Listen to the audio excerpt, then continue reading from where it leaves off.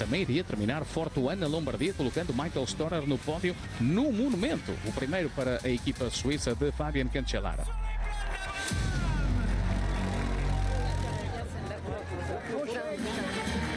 No Canadá estava também Tadej Pogačar. E Tadej Pogačar, que antes do Campeonato do Mundo decidiu dar um presente a Brandon McNulty. Podia ter ganho fácil no ensaio geral para Kigali, no Ruanda, mas Pogačar decidiu neste dia rebocar o companheiro de equipa, o capitão América Brandon McNulty, que teve que responder ao atual campeão nacional Quinn Simmons, que tentou a ousadia de seguir com Pogačar. No final foi um momento bonito vivido por parte da UAE Emirates, a dobradinha por parte da equipa que entrou na meta com os dois ciclistas de referência nesse dia e Brandon McNulty a vencer com a autorização de Tadej Pogačar. Mundial em África, pela primeira vez na história. No Ruanda, em Kigali, com Tadej Pogačar à partida, com Remco Evenepoel também. Grande duelo previsto para o contrarrelógio, um contrarrelógio que vai ficar para a história dos campeonatos do mundo. Percurso de quase 41 km. Remco Evenepoel foi o único a baixar dos 50 minutos, parando o relógio com 49,46 e deixando esta imagem. Dobrando Tadej Pogačar, que não fez um bom contrarrelógio, terminou fora do pódio. Viu o colega Jay Vine, em representação da Austrália, fazer a prova de uma vida para terminar no segundo lugar, a 1,14 de Evenepoel, enquanto Ilan Van Wilder, colega de Remco Evenepoel na seleção belga, conseguiu ficar com a posição de bronze a 2 minutos e 36 segundos. Bom, no próximo ano vou ter que tentar, quero ser o primeiro a ganhar 4 mundiais de contrarrelógio consecutivos, mas ainda há corridas importantes nas próximas semanas, estou muito contente, mas este é obviamente um boost em termos de motivação. Remco Evenepoel, uma vez mais campeão do mundo de contrarrelógio, Tadej Pogačar dobrado em Kigali. Um Tadej Pogačar que obviamente tinha ficado com essa imagem e quis pôr toda a gente a sofrer. Foi exatamente o que fez no Monte Kigali e depois no Muro de Kigali, deixando, entre outros, Remco Evenepoel para trás. Foi um ataque a mais de 100 km do final, numa prova um pouco sui generis, onde terminaram pouquíssimos ciclistas, pouco mais de 35 corredores, no qual Afonso Eulálio foi gigantesco, metendo-se no top 10 do Mundial Africano. Remco Evenepoel que tentou e nunca baixou os braços e acabou por ser recompensado com o segundo lugar quando tudo parecia perdido. Tadej Pogačar fez mais uma exibição tremenda, ainda melhor do que o Mundial que conquistou em Zurique, na altura arrancando a 80 km da meta, desta vez foi a 100. Remco segundo, Ben Healy terceiro, depois de ter fechado top 10 na Volta à França, ter andado de amarelo e ter ganho também uma etapa. Pogačar, que não contente com o que tinha feito no Mundial, uns dias mais tarde apareceu no Campeonato da Europa da Drôme Ardèche e voltou a fazer o mesmo. Voltou a bater Remco Evenepoel. Por esta altura era o duelo da temporada, num europeu onde esteve Jonas Vingegaard, mas que ficou bem descolado ainda longe do final, onde Portugal também não conseguiu fazer um bom resultado, não concluindo com nenhum atleta a prova de fundo masculina. Ganha pelo canibal dos tempos modernos, Tadej Pogačar. O fantástico Paul Seixas terminou no terceiro lugar, ele que é elite de primeiro ano. Quanto ao último monumento da temporada, volta à Lombardia. Vínhamos de 4 vitórias consecutivas de Tadej Pogačar e com uma quinta igualava Fausto Coppi. Estamos a falar de Coppi, uma das lendas do ciclismo, o campeoníssimo, um homem do pós-Segunda Guerra Mundial. Tadej Pogačar arrancou no Passo di Ganda, onde já tinha arrancado em 2023. Nunca mais lhe puseram os olhos em cima. E o rival era, como podem adivinhar, para esta altura, novamente Remco Evenepoel. Como nos mundiais, como nos europeus, também na Lombardia, foi Remco Evenepoel aquele que mais perto tentou voar do sol. O sol Pogačar. que arrancou para uma jornada magnífica, apanhou os homens da fuga, o último foi Quinn Simmons, e daí cavalgou para uma vitória fácil. A quinta, igualando Fausto Coppi, repito, uma grande lenda, também no dia do adeus de Rafał Majka, para quem foi dedicada esta vitória por parte do esloveno. Michael Storer foi terceiro, Evenepoel segundo, acompanharam Pogačar no pódio, recorde igualado. 7 anos consecutivos, pois é, já digo isto, que é sempre a minha melhor temporada há 7 anos consecutivos, mas esta talvez tenha sido realmente a melhor. Grande ano, o de 2025.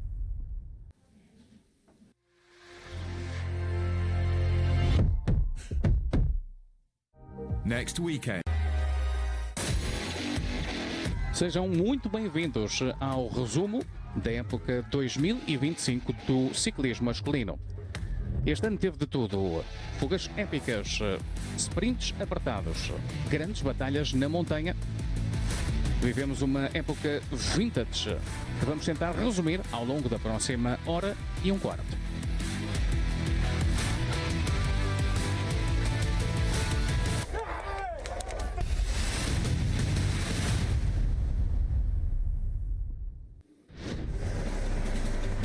Para os puristas, a temporada só começa quando arranca a Omloop Het Nieuwsblad, e a deste ano teve absolutamente de tudo. Acabou com um vencedor surpreendente. Foi também o prenúncio de um grande ano da UnoX. Soren Varenskjold abriu a sua época da melhor maneira, ganhando uma das grandes clássicas do mundo.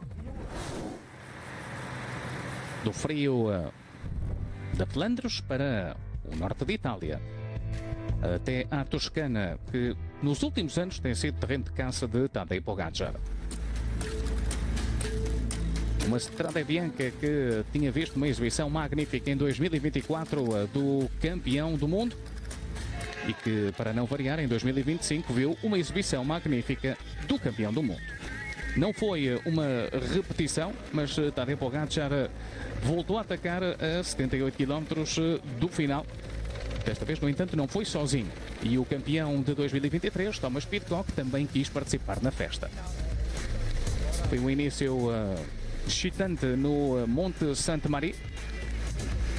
Pouco depois, queda de Tadej Pogačar, queda feia, queda dura, mas que acabou por não decidir a corrida. O fair play de Tom Pidcock, que esperou pelo campeão do mundo. Tadej Pogačar felizmente pôde continuar.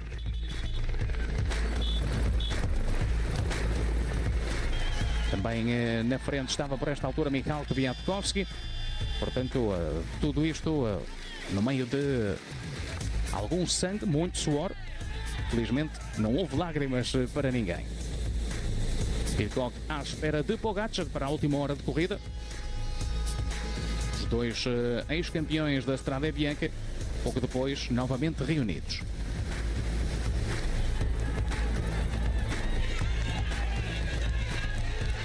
Olhos nos olhos, atacaram-se mutuamente ao longo de 25 km, até que Tadej Pogačar conseguiu finalmente deixar Tom Pidcock para trás.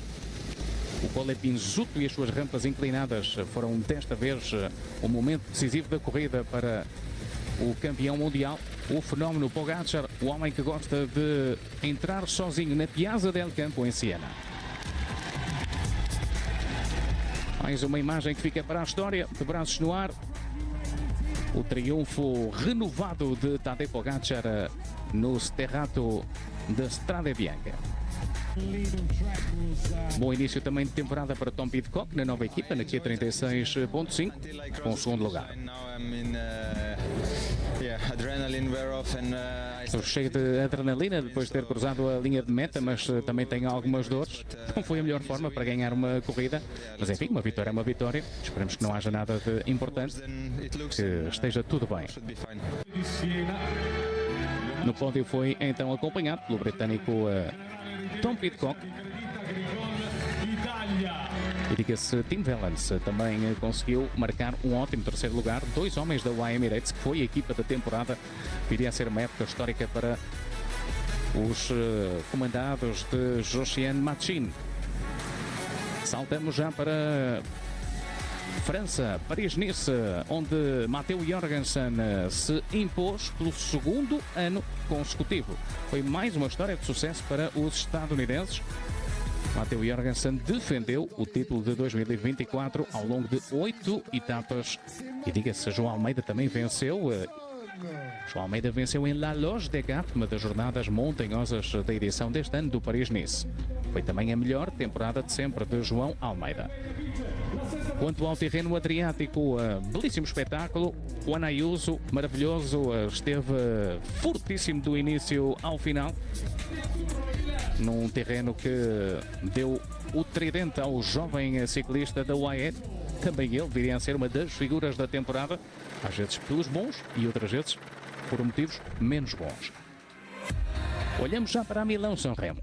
Era o primeiro monumento do ano, como sempre, o início da primavera a trazer-nos a clássica mais longa do calendário, praticamente 300 km. 2024, vitória de Jasper Philipsen. 2023, vitória de Mathieu van der Poel. Uma clássica que Tadej Pogačar já o disse, é a mais difícil para ele de ganhar dos 5 monumentos do ciclismo. Não que não tenha tentado na Cipressa pelo segundo ano consecutivo. Bem lançado por Johnny Narvaez, Tadej Pogačar arrancou. Muito bem, Filippo Ganna, muito bem, Mathieu van der Poel. Marcação cerrada ao campeão do mundo. La Primavera nunca falha em termos de espetáculo.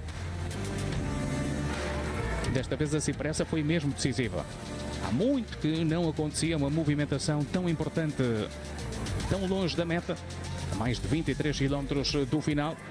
Uma corrida que habitualmente é definida no pódio, foi desta vez definida na Cipressa, pelo menos no que diz respeito ao pódio final.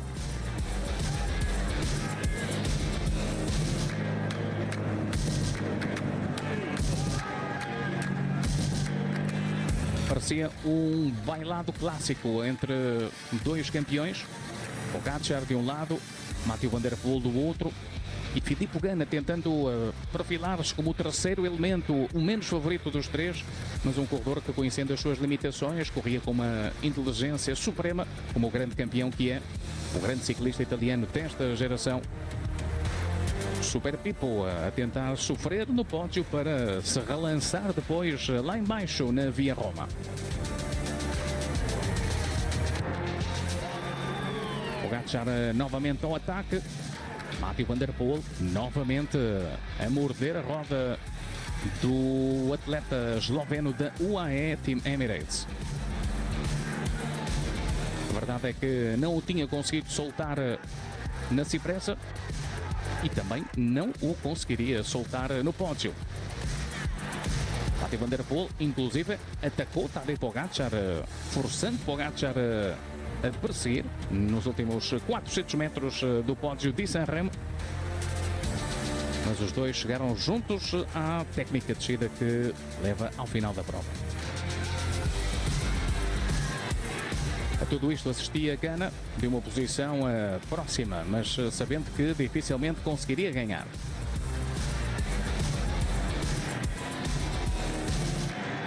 Tudo adiado para o sprint, um mano a mano entre dois corredores diferentes.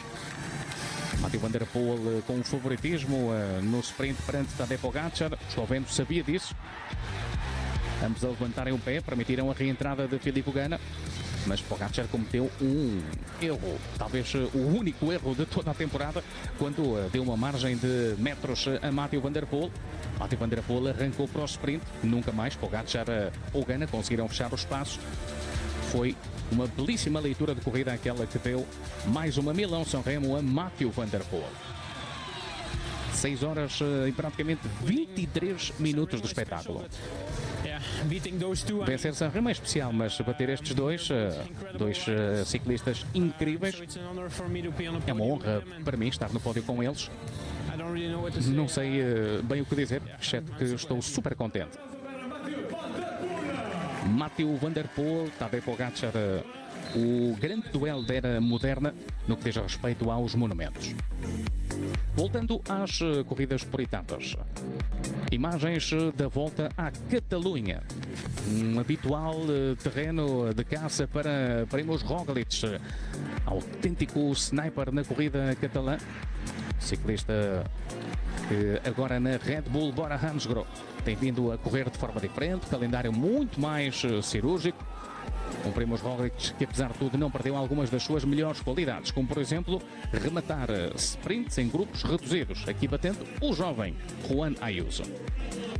Aos 35 anos, no último dia, uma aterragem perfeita de Primož Roglič em Barcelona, dando a volta ao resultado no último dia. E da volta à Catalunha, de regresso à Bélgica para a abordagem à volta a Flandres e o caminho para a Ronde faz através do Grande Prémio E3, atualmente conhecido como E3 Saxo Classic. Mathieu van der Poel vinha moralizado pelo triunfo na Milão-São Remo, mas não vinha sozinho. Obviamente que era o candidato número 1 e não perdeu tempo no velho Kvarmont, a 40 km do final. Ataque demolidor. Um ataque que ainda tentou responder Mads Pedersen com a ajuda de Filippo Ganna, mas quando Mathieu van der Poel está nestes dias fica complicado.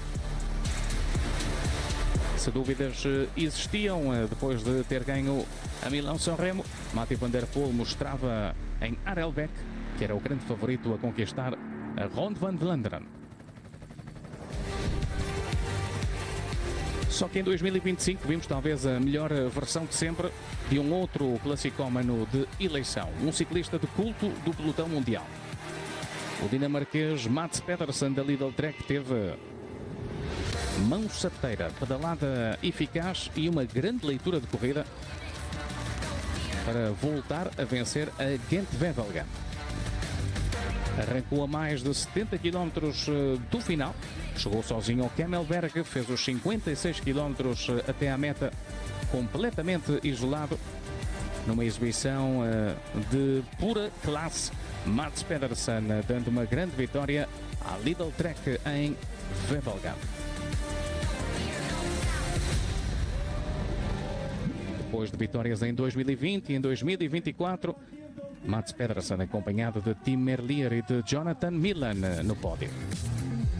E avançamos para a Dvars Tour Vlaanderen. Mais uma prova de aproximação à Ronde.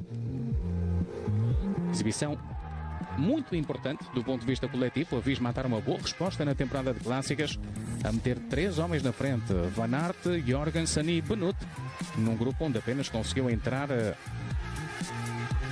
Nilsson Paulus da F Education Easy Post. Eram 3 contra 1. Em teoria, a vitória não podia escapar à Visma. Só que ciclismo não é matemática. Ciclismo é um momento. E Nilsson Paulus teve o momento do ano, quando converteu um 3 contra 1 num 1 contra 3 e impôs a Wout van Aert para ganhar através da Flandres. Não acredito, senti muito forte hoje, mas nunca pensei ter uma chance de ganhar daquele grupo. Pensei que estava a pedalar pelo segundo lugar. Estou muitíssimo contente. Quero agradecer à minha família, à minha equipa, a todos aqueles que me apoiam. Tem sido uma primavera dura para mim, mas hoje estou muito contente por estar de regresso aonde eu sei que posso estar. É a maior vitória da minha carreira.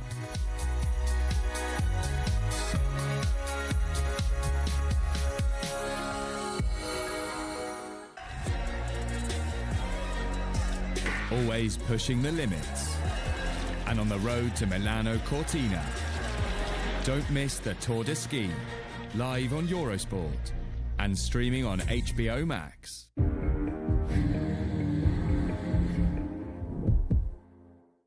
Experience the excitement of eventing.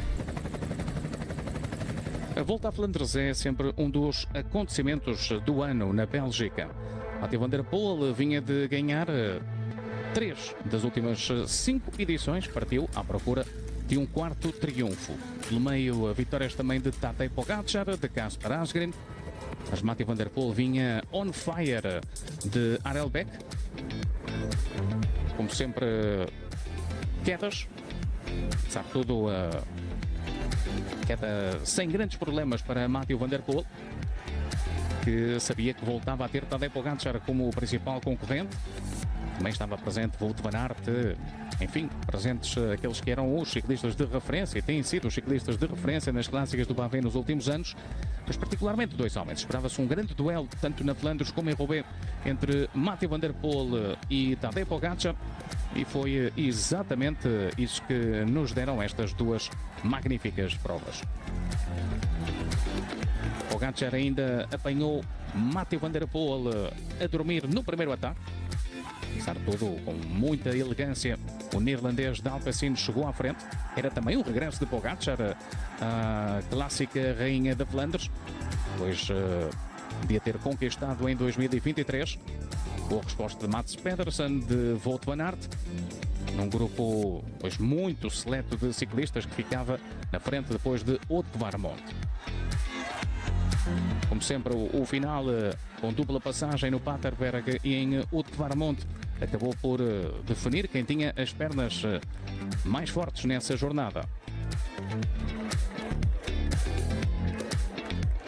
No Paterberg, os dois campeões do mundo mais recentes deixaram Wout van Aert para trás. Apenas Mats Pedersen arriscou em Wout van Aert seguir ao ritmo de Pogačar e de Van der Poel. Mas também não durou muito a resistência de Mats Pedersen. Estavam noutra dimensão. Faltavam depois apenas 15 km para a chegada em Oudenaarde. Tadej Pogačar finalmente a conseguir deixar Mathieu van der Poel para trás em Wout van Aert na terceira passagem.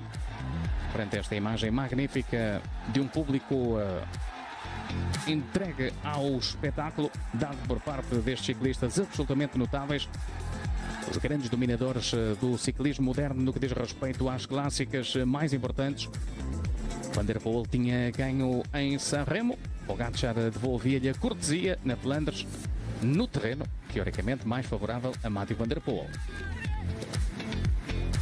Não ganhava o favorito número 1, mas ganhava o favorito número 2, com um solo magnífico ao final de quase 6 horas de competição. Sétimo monumento para Tadej Pogačar. Estou muito contente por ganhar esta corrida com este maillot. A Paris-Roubaix é completamente diferente, mas aceito o desafio e vou tentar o meu melhor, apesar da Flandres me servir em termos de características mais do que Roubaix, uma corrida dura, onde espero que com esta forma possa fazer algo acontecer. Uma semana depois estávamos em Roubaix.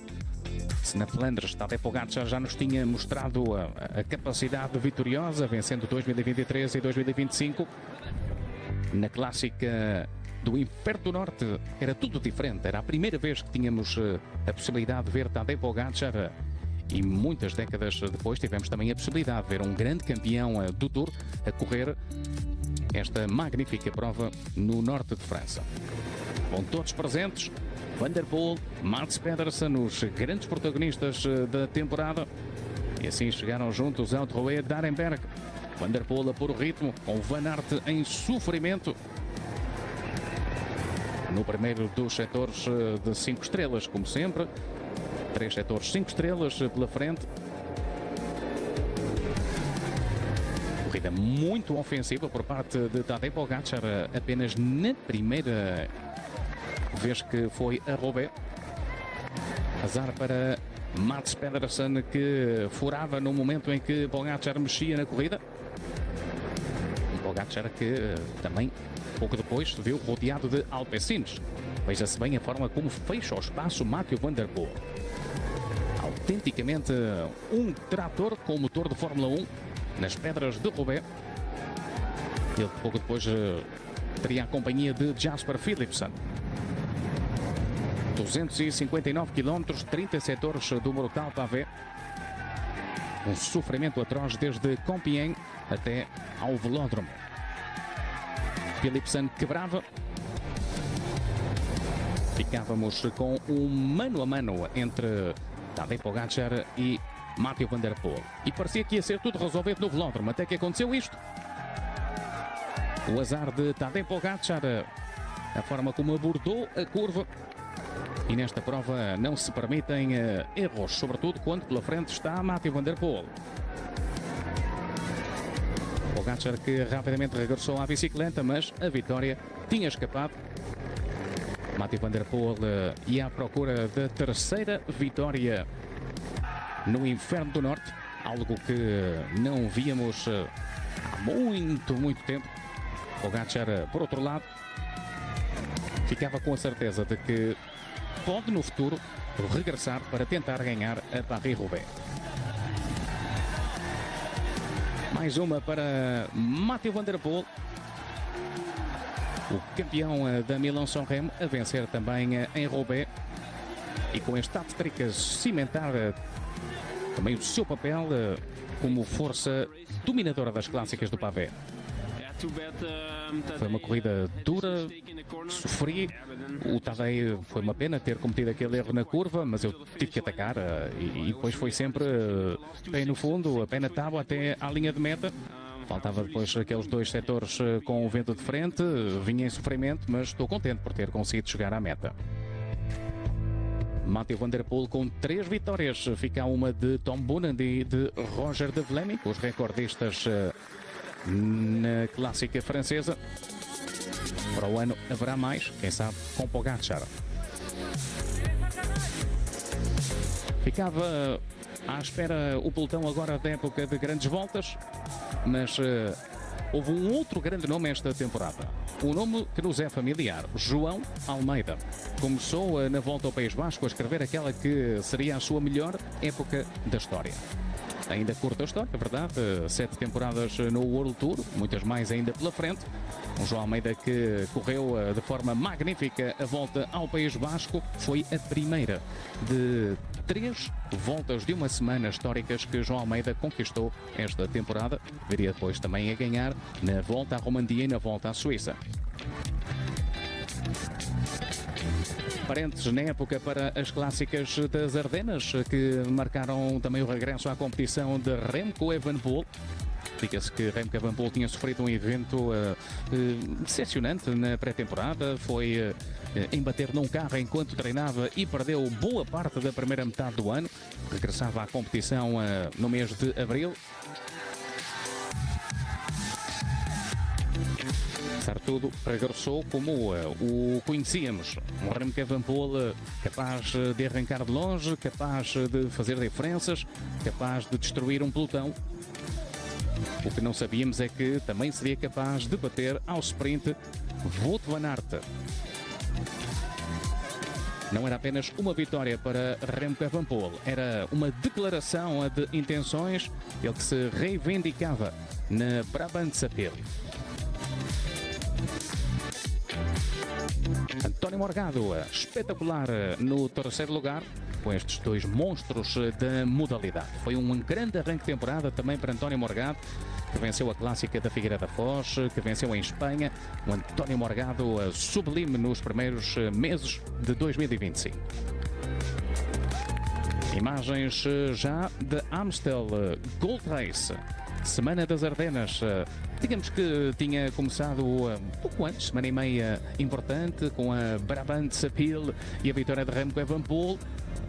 Na Amstel Gold Race a narrativa foi um bocadinho diferente.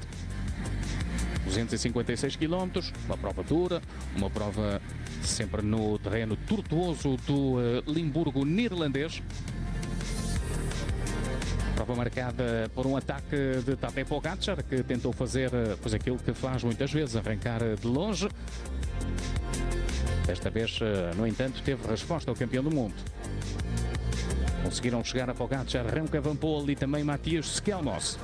E os 3 chegaram juntos à fase decisiva da corrida. Remco Evenepoel, que vinha de bater Wout van Aert ao sprint, deve ter pensado que com o Matthias Skelmos e Pogačar ia ser ainda mais fácil. Só que Matthias Skelmos tinha outros planos e o dinamarquês surpreendeu toda a gente, conquistando a sua primeira grande clássica. Uma vitória tremendamente importante também para a Lidl Trek, mas sobretudo muito marcante para a carreira de Skelmos.